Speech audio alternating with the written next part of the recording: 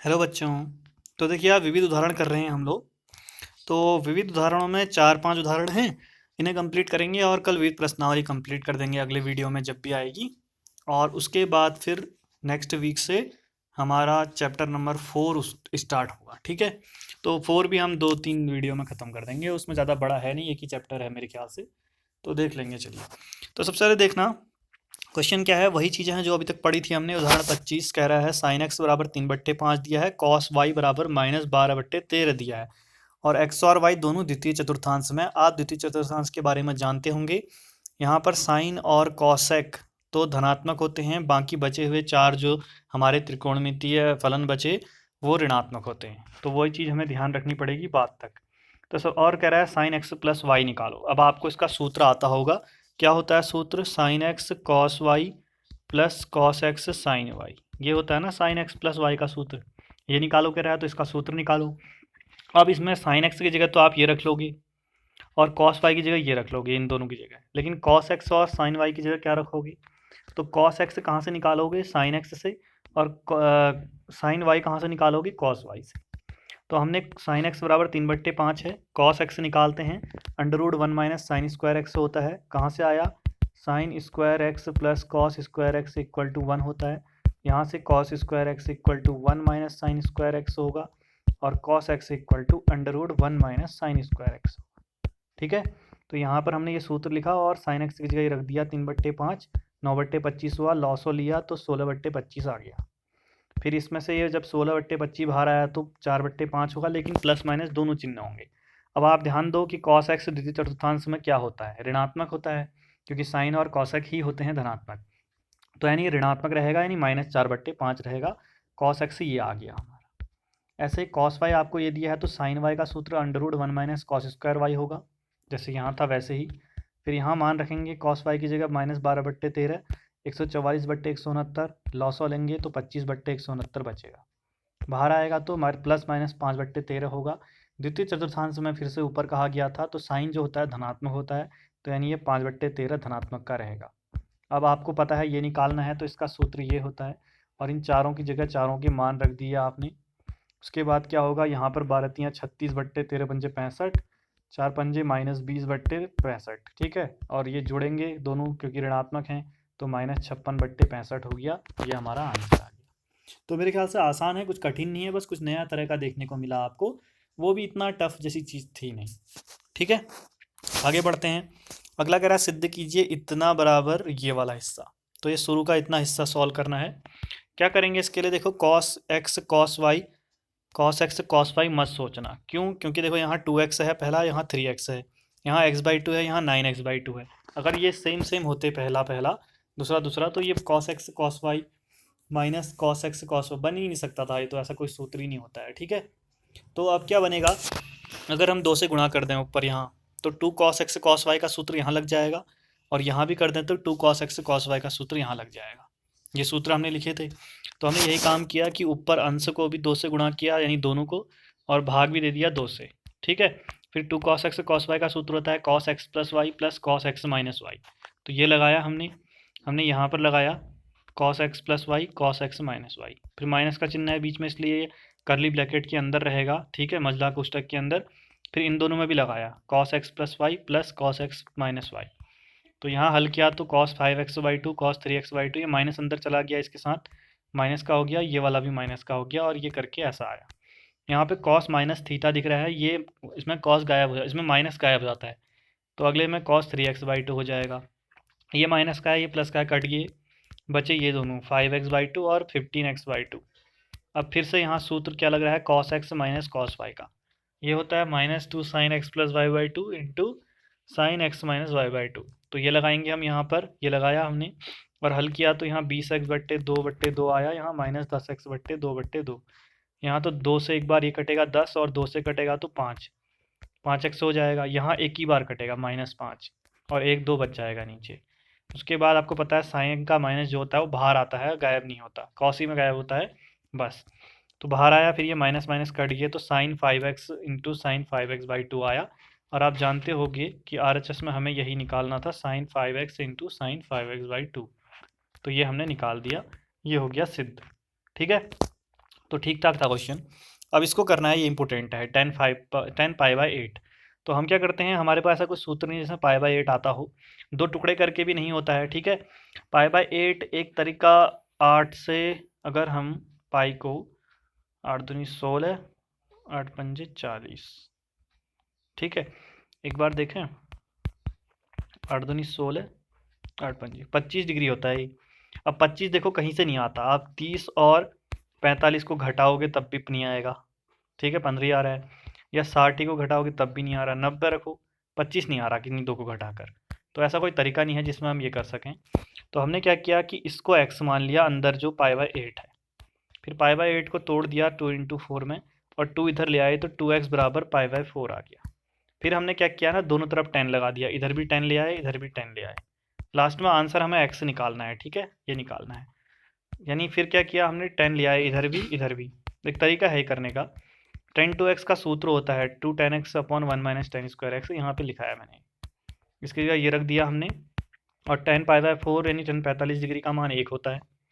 फिर हमने क्या किया, इस 1 माइनस टेन स्क्वायर एक्स को इधर ले गए, और फिर इसको इधर लाए तो 10 स्क्वायर एक्स प्लस का हो गया, 1 माइनस का हो गया। तो ये एक द्विघात समीकरण बन गई। अब इसको हल नहीं कर सकते, ये वाला तरीका गलत है जो मैंने किया था, फिर मैंने इसको काटा। तो ऐसी समीकरण जिनका हल नहीं आता उसमें आप क्या लगाते हो, श्रीधराचार्य में जो सूत्र होता है वो लगाते हो। यहाँ पर 10x, एक्स की जगह 10x है, तो ये इक्वल टू क्या होता है, -b plus minus √v² minus 4ac upon 2a होता है, ठीक है। वो लगाते हैं, a का मान हो गया 1 इसके आगे, b का मान 2 हो गया, c का मान -1 हो गया। तो वही सूत्र हमने यहाँ पर लगाया, ये और ये। फिर ये √8 का मान 2√2 लिख सकते हैं इसे हम, 2 कॉमन लिया, ऊपर नीचे काट दिया 2 से इन दोनों को, तो 1 माइनस 1 धन माइनस प्लस माइनस √2 आया, 10x बराबर। फिर x की जगह शुरू में जो आपने लिया था ना ये पाई/8, वापस रख दिया, तो 10 पाई/8 हो गया ये, और ये आ गया आंसर। अब देखो बुक में अगर आप देखोगे तो वहाँ क्या बोल रहा है ना, ये प्लस माइनस दोनों है ना, इसने सिर्फ अगले लाइन में लिख रहा है कि सिर्फ प्लस ले रहे हैं हम लोग, माइनस नहीं ले रहे। क्यों नहीं ले रहे, वो कह रहा है क्योंकि 10 जो है वो प्रथम चतुर्थांश में है, ऐसा कह रहा है। लेकिन क्वेश्चन में ऐसा कहीं पर नहीं दिया है कि ये प्रथम चतुर्थांश में है या द्वितीय। तो जब वहाँ पर दिया ही नहीं है तो उन लोगों ने ये गलत लिखा है, आंसर ये पूरा का पूरा माना जाएगा। अगर क्वेश्चन में कहता कि जहाँ कहता 10 पाई/8 का मान ज्ञात कीजिए, फिर एक जगह लिख देता क्वेश्चन में ही कि जहाँ x जो है, यानी जो 10x है वो कहाँ है, द्वितीय चतुर्थांश में है, प्रथम चतुर्थांश में है या तृतीय में है, तो उस हिसाब से हम देखते कि ये धनात्मक होगा ऋणात्मक। तो एक बार हम प्लस चिन्ह लगा के देखते इसका उत्तर धनात्मक आ रहा है ऋणात्मक, और एक बार माइनस लगाते तो क्या आ रहा है। तो यहाँ पर दोनों आंसर माने जाएंगे, किताब का लिखा हुआ सही मत मानना, ठीक है। जब अगर क्वेश्चन में कहा होता प्रथम चतुर्थांश में तो फिर किताब वाला आंसर सही होता, नहीं तो ये दोनों के दोनों आंसर सही होंगे, यानी प्लस वाला चिन्ह भी रहेगा और माइनस वाला भी रहेगा, ठीक है। ये चीज़ें बता रहा हूँ मैं, किताब में कई जगहों पर कुछ चीज़ें गलत हो रखी हैं।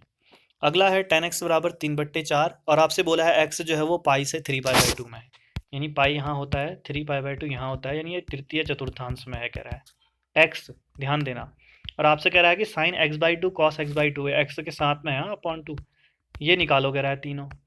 तो अब आप ध्यान दो, पहले तो इसको देखो, इसका मतलब हो गया तृतीय चतुर्थांश, यानी जहाँ x आएगा वहाँ तृतीय चतुर्थांश होगा। अब हमें तो x/2 भी चाहिए होगा ना, तो हमने 2 से भाग दिया इसको, 2 से 2 से 2 से, तो क्या आया पाई/2 x/2 और 3 पाई/4।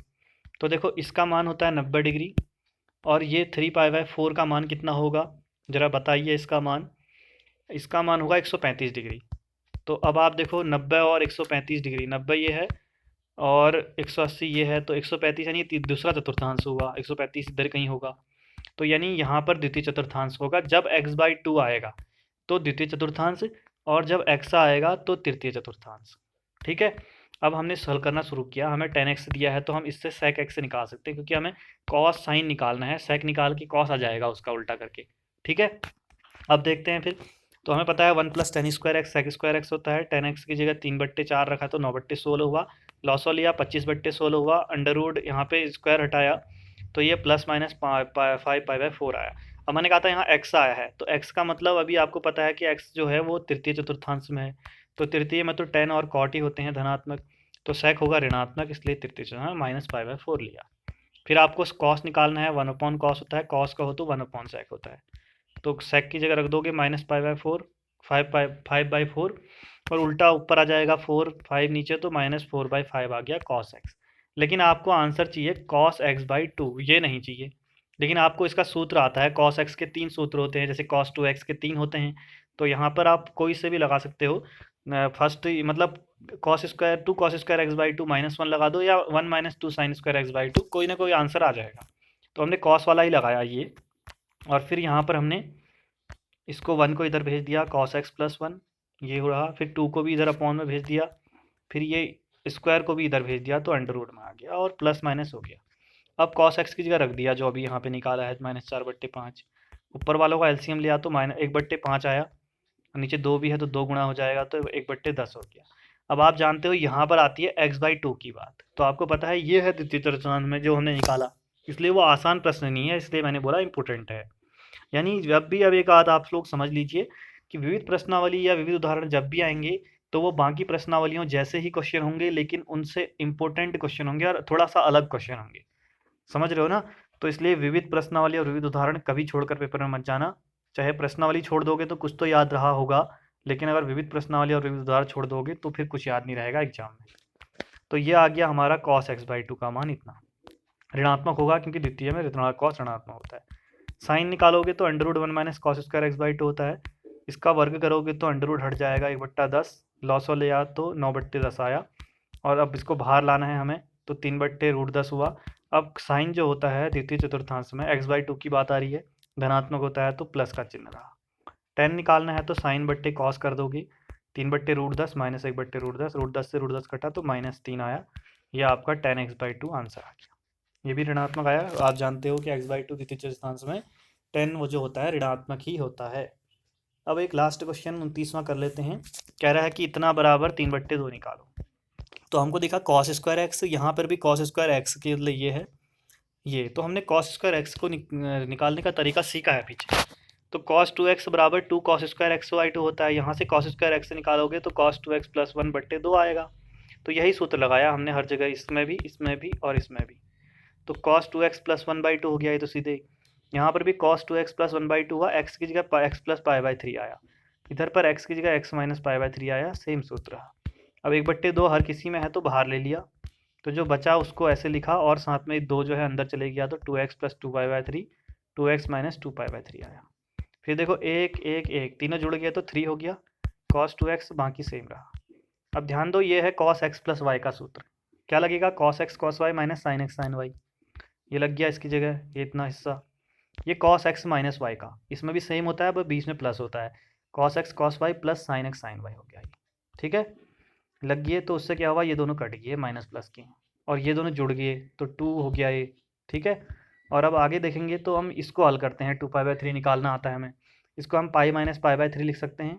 अब आप जानते हो cos π - π/3 होता है -cos x, क्योंकि द्वितीय चतुर्थांश में आएगा, पाई माइनस करोगे तो यहाँ, और cos यहाँ ऋणात्मक होता है, तो -cos π/3 आ गया। माइनस ये आगे आया तो इसको माइनस बना दिया, और cos π/3 का मान 1/2 होता है, जिसमें 2 से 2 कट गया।